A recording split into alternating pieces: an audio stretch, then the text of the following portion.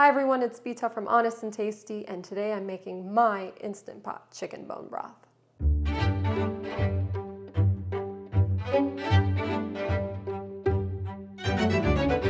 If someone were just starting out on their cooking journey and I could only recommend them one recipe, it would be this Instant Pot chicken bone broth. It is the perfect foundational recipe because you can use a whole chicken and it turns out so juicy, so succulent. This meat that it makes is perfect for meals throughout the week, and you can make sandwiches, soups, salads. And the reason why it becomes so flavorful and tender is because by cooking it in the broth with this method, you're essentially pressure brining the chicken. And so all the yumminess is going into the chicken, and then the chicken also imparts delicious flavor back into the broth.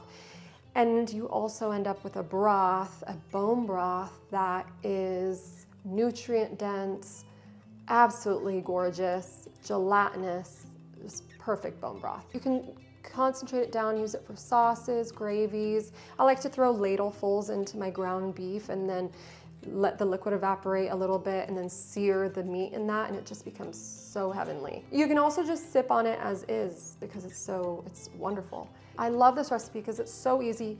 I make it in my Instant Pot, so it's so quick, and I use fewer ingredients for this recipe than almost all the recipes out there that you can find for bone broth. I've tried all the ways of making bone broth and all different recipes over the years. I'm a bone broth fanatic, and I always come back to this base recipe, and anytime I stray, I regret it. Go to my recipe post linked below if you want to learn more about bone broth and all its benefits. But just know that it's rich in collagen. The collagen is needed for our bones, our joints, our skin, nails, hair, organs, muscles, ligaments. Bone broth is so good for you because it is both anti-inflammatory and immune boosting, so that means it's immune modulating. It's great for digestion, your gut lining. It's rich in vitamins and minerals. It is, in a way, bone broth, kind of a perfect food. If you've ever made bone broth before, please let me know down below in a comment. And also, if you've done anything with that bone broth, if you made a recipe out of your bone broth, tell me what you've made. So I like to use a whole chicken for this recipe, but if I don't have a whole chicken, it's fine. Use whatever you've got. A lot of times I'll have rotisserie chickens that then I will throw the carcasses into the freezer once we've used up most of the meat. And if I have 2 of those carcasses, I will throw it into my Instant Pot and make this exact recipe. You can use a few pounds of bone-in chicken parts. I do prefer using pasture-raised chicken, which is what this is. I got this from the grocery store, and it's the best pasture-raised chicken that I can find from the grocery store.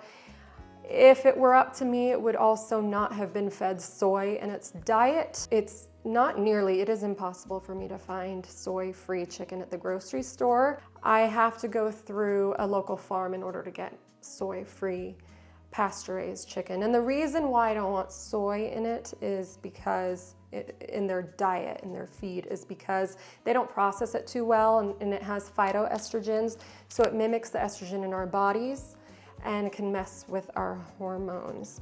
The only vegetable I'm using is an onion. You don't need anything else. Like I said, whenever I stray from this base recipe, I regret it. And when I use other herbs and vegetables, I feel like it lends a bitter taste to the broth that I don't appreciate.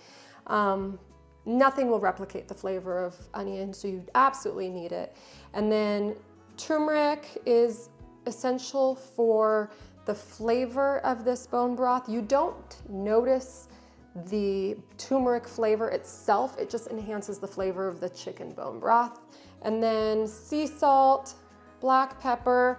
A few years ago, I'd made a beef bone broth recipe, and I got so many questions on there about why don't you use vinegar in your recipe for bone broth? The reason why I don't use vinegar is the same reason why people choose to use vinegar. So it leaches a lot of calcium from the bones. Okay, so bone broth already naturally has a ton of calcium. I don't need to pull more calcium out of the bones if I'm regularly making bone broth.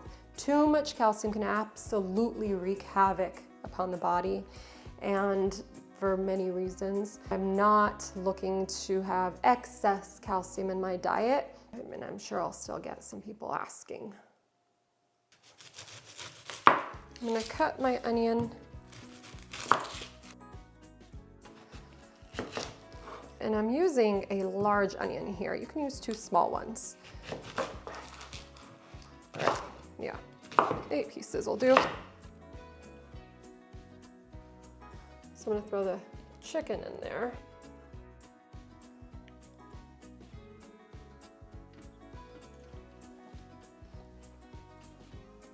I'll wash my hands. Get the onion in there.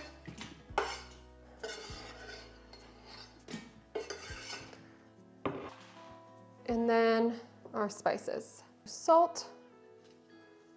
That salt is essential for the pressure brining process. Pepper. And our turmeric powder.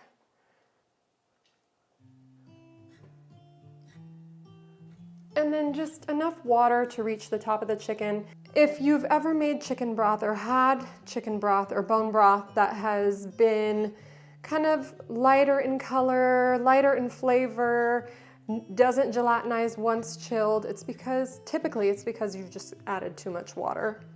So just to the top of the chicken.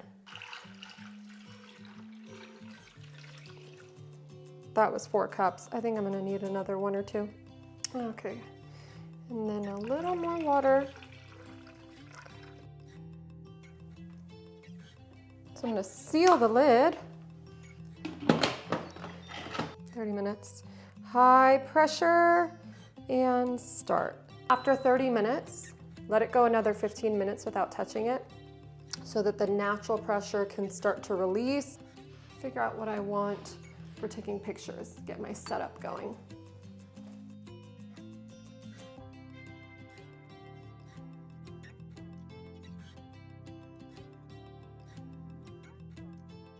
It's been about 20 minutes, 22 minutes here, and I'm just gonna release the rest of the pressure.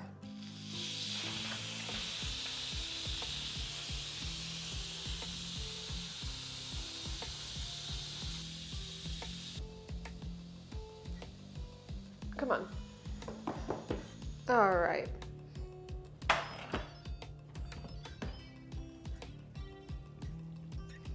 Woo! I'm just gonna take the chicken. Oh, it is so tender. Falling off the bone. Remove the meat, because the meat is perfectly cooked and tender and delicious, juicy.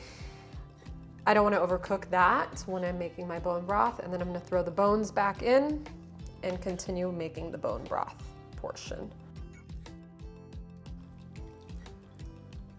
Smells good. There we go. I'm just gonna shred my chicken and then I'm gonna put it away for meals throughout my week. I don't know what I'm gonna make with it yet. Oh, that bone broth smells so good. Okay, I'm just gonna put the skin and bones back into the broth as I go. Do this as fast as I can.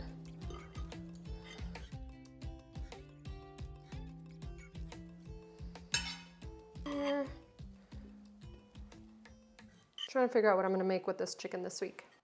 Okay,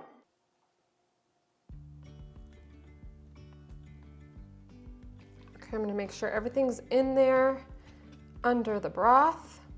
I'm going to let it go, secure the lid, let it go another 90 minutes.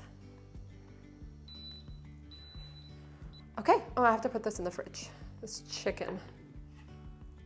What do you think I should make with this? So the bone broth is done and I release the pressure. Perfect. It's more rich than it was before. I'm gonna strain it and it's hot, so be careful when you do this. I like to use a stainless steel colander too when I do this. Usually I do this over the sink. Make sure you have a big enough pot as well so it will splash a little.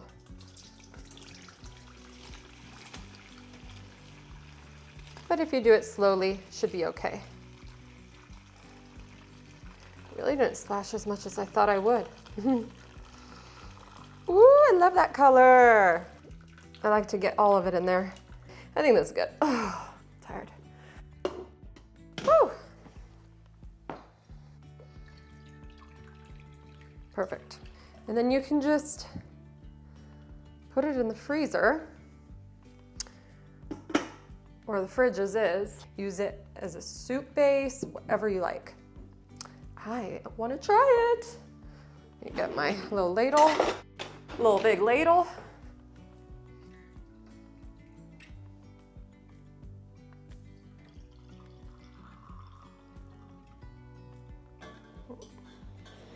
Love it.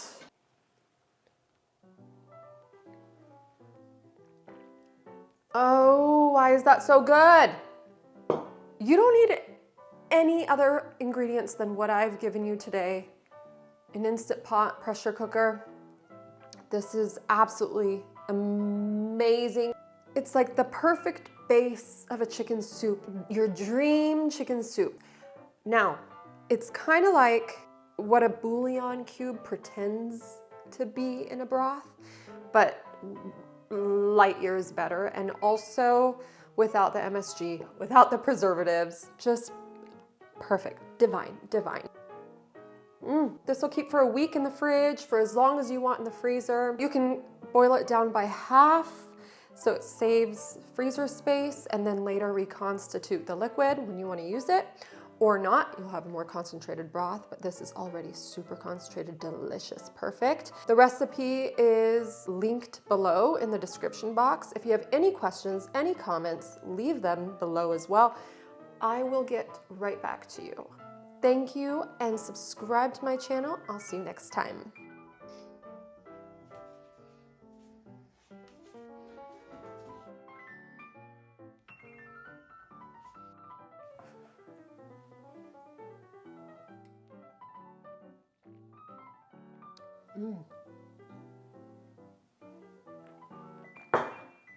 Yes.